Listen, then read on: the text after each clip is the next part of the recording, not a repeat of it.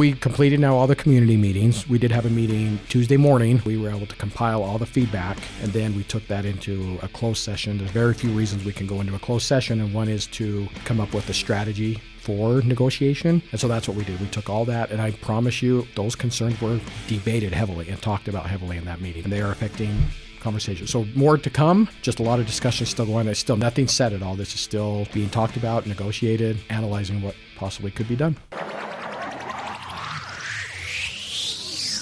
Welcome to Herrimanology, the official podcast to keep up with Herriman City. We'll take you inside the city, explore the latest news and updates, show you how your government operates, and discuss the issues that affect us all. Now, here are your hosts talking all things Herriman on Herrimanology. All right, welcome to Herrimanology. It is Thursday, February 6th, and man, what a week it's been. You know, there are heavy weeks. Yeah. There are good weeks and there are heavy weeks. Yeah, but for sure. yeah. We'll get into it. One of the reasons people like Herrimanology is that we're thorough and candid, and we're going to be that today too. Yep. I'm John LaFollette, Communications Manager for the City of Herriman, joined today by Mayor Palmer. How are you doing? Good to be here. Yep. You've, just like the rest of the month, just been all over the place today, traveling back and forth to Salt Lake and back. Yep. Just got back from the Capitol, did a fun mayor's panel with the South Valley Chamber of Commerce with all the other mayors out here, and just had a great, just good stuff going on. Nice. Nice. We'll start off with no dumb questions today. We're attributing this to Andrew. Really could come from a lot of people. Very similar questions, lots of calls and emails. And he says, what is your response to the demonstration that took place in front of Herriman City Hall last week? There's been a lot of conversation online. It's been in the news a little bit about a demonstration that happened on this past Saturday. Serving in this role, I'm going to give you straight facts from as neutral a point of view as I can, and answer some of the most common questions that I've heard this week. We've gotten a lot of messages in our social media inbox and our email, my voicemail. I turned into the point of contact for the city to answer questions, which is fine. I've talked to probably 36 residents already in the past couple days about this. So anyway, there was a group of people who demonstrated at and near the city hall this past Saturday. Their signs, their vocal chants were generally in support of deportation of immigrants. Fair. I won't go into everything that was said or what that group claims to stand for or groups claim to stand for or what was written on their signs. Herriman City officials were not aware that this group was coming to our state or our city until they showed up and did this demonstration. There was no pre-approved protest permit or anything like that. We don't even have a process for that. And important to understand that even though this happened on public city-owned property, that doesn't mean or even imply the government's endorsement of whatever they said. And this goes for any protest on public property. A lot of people from inside and outside the city have reached out to us since Saturday with varying levels of concern and a lot of questions. A lot of people have expressed anger, fear, offense, frustration, and those are all valid emotions. We individually as humans have our own opinions and passions and preferences, but when I in my role speak for the collective Herriman City government agency, we don't issue statements lightly. We don't, especially official opinions, we don't issue those lightly.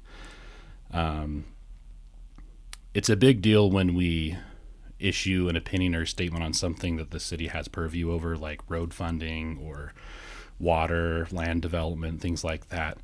And it's an entirely different thing when you're talking about things that don't involve cities, like war or education or immigration or, you know, things like that.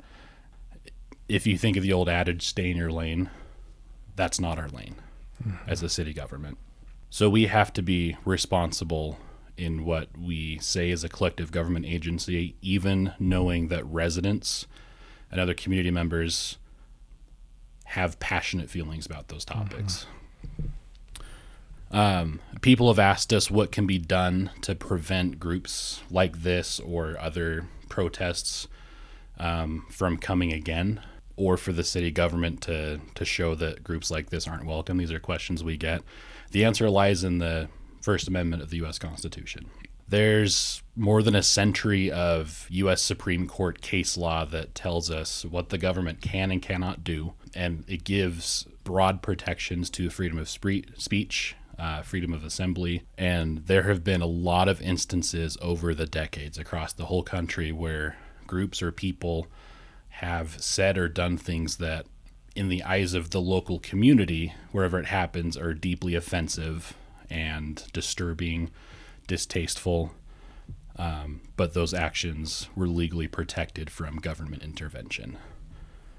So that said, if there's any demonstration that happens here on public property that does cross into the illegal realm, if people are directly in harm's way, property damage, blocking roads, things like that, the city and police will intervene appropriately.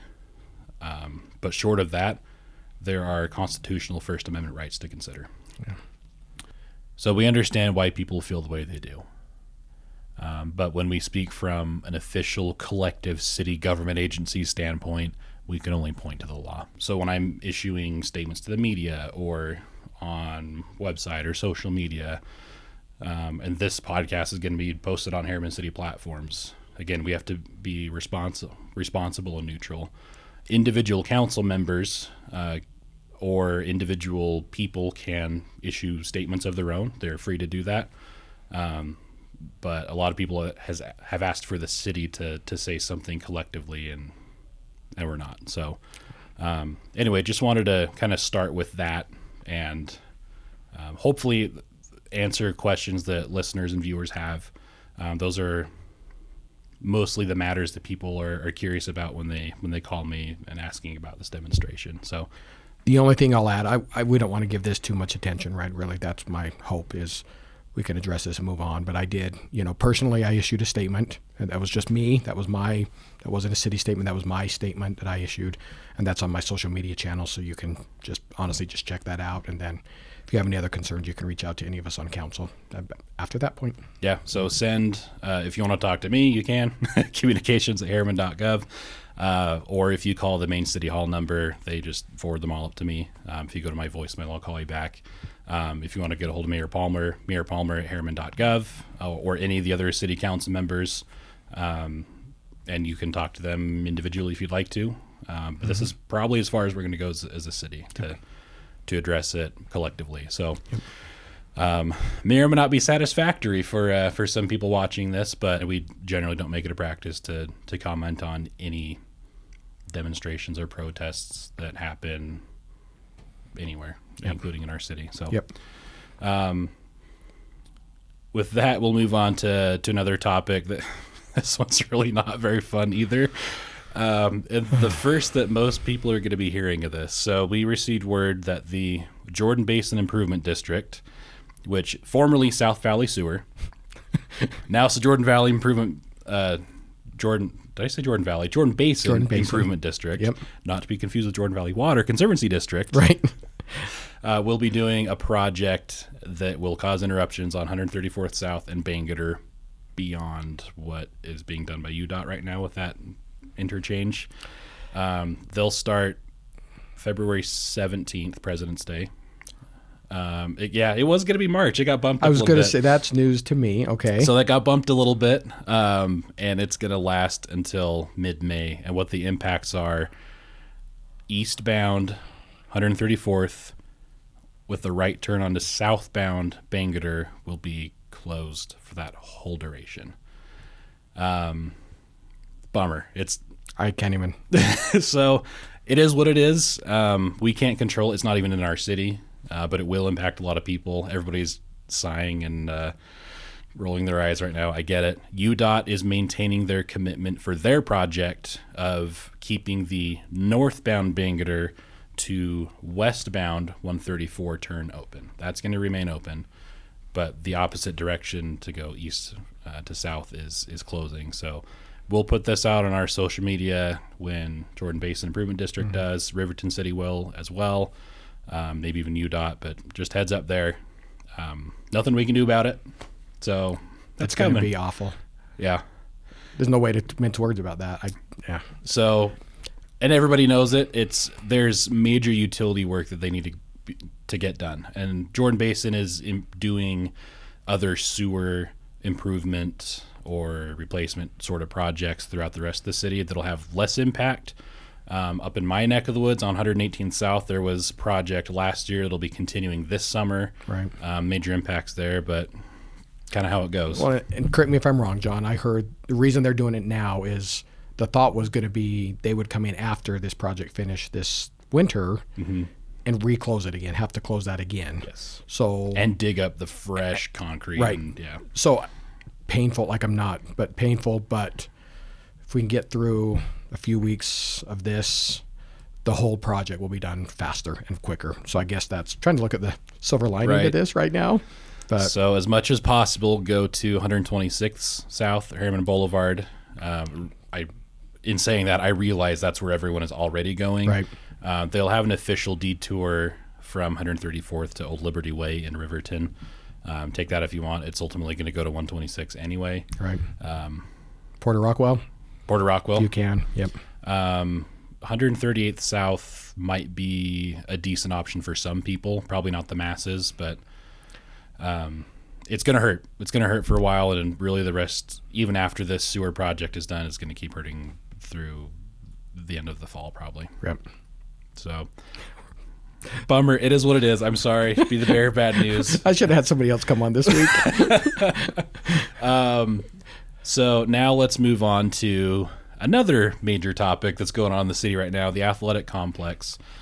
We've talked about this, again, several times on the podcast. We won't go into a whole lot of detail. There aren't a whole lot of new developments, but what are the developments or maybe updates is a better way to put that. Right. What are some of the updates we can give people on that? So we completed now all the community meetings. We did have a meeting Tuesday morning, which was weird to have it felt so weird to have this, but really it was just not all the council members were able to attend all of the community meetings. So we were able to compile all the feedback, and then we took that into a closed session. There's very few reasons we can go into a closed session, and one is to come up with a strategy for negotiation. And so that's what we did. We took all that, and I promise you, we can't talk about what happens on those closed meetings, but I promise you, those concerns were debated heavily and talked about heavily in that meeting. So I promise these concerns have been heard, and they are affecting conversation. So more to come, just a lot of discussion still going on. It's still nothing's said at all. This is still being talked about, negotiated. So really no updates as far as moving forward or not. Still just analyzing what possibly could be done. So as we've said before, it's still possible the plug gets pulled on this whole thing altogether, or it could eventually go through in either maybe the form that was proposed with those community meetings or a negotiated, altered form. It's so up in the air right now, but still at least advancing-ish to this point. Yep. So we'll probably not update the website very much other than throwing a link on there for the work meetings. There's not any major updates, but just wanted to keep people in the loop. I know a lot of people are very curious about that. Yep. And finally, our last thing today, 2 weeks from today, Jordan Valley Water Conservancy District, not to be confused with the Jordan Basin Improvement District, right, will be putting on a Localscapes class. So what they'll be doing is basically showing people ideas and how to transform your yard from grass to something more water efficient. Right. The whole Localscape idea is to use less space for just grass, including grass park strips, and flipping it into a version that's a really nice yard that doesn't take up as much water. And they'll be showing you some ideas and ways to do that. So that'll be 2 weeks from today, as of when we're recording this, February 20th, 7:00. It's free, but you need to register. So we've created a short URL, herriman.gov/localscapes class, without any hyphens this time. Nice. Is that here at City Hall? Yes, at the City Hall. Thank you. Downstairs in the community room at 7:00. So I wish I could go. I actually have a conflict. Otherwise, I'd be there because I'm really curious about it. But interesting. Yeah, shout out to the Jordan Valley Water Conservancy District for doing that. I think they're doing it in a few other cities as well. I don't know if they're all this month or throughout the next few months, but shout out to them for putting on this class and going through that effort for us. Yeah, we appreciate it. So I feel like there was a lot of me gabbing today, but that's okay. This was needed today. So anyway, again, reach out to the mayor if you have any questions. Reach out to me if you have any, I guess, questions from a factual standpoint from the city's perspective. But a lot of people have been talking about the demonstration, understandably so. But if you want to talk about it, you're welcome to. But publicly, this is probably the last we're going to say of it. So. Correct. Yep. With that, thanks for carving out a few minutes. Thank you for listening and watching. As always, you can send us an email. I was about to say a text message, but we don't have a texting. Let's work on that. Maybe in the future. Email, the phone call if you really want to, social media comment, however you want to get hold of us. So thank you for listening and watching, and we'll catch you next time.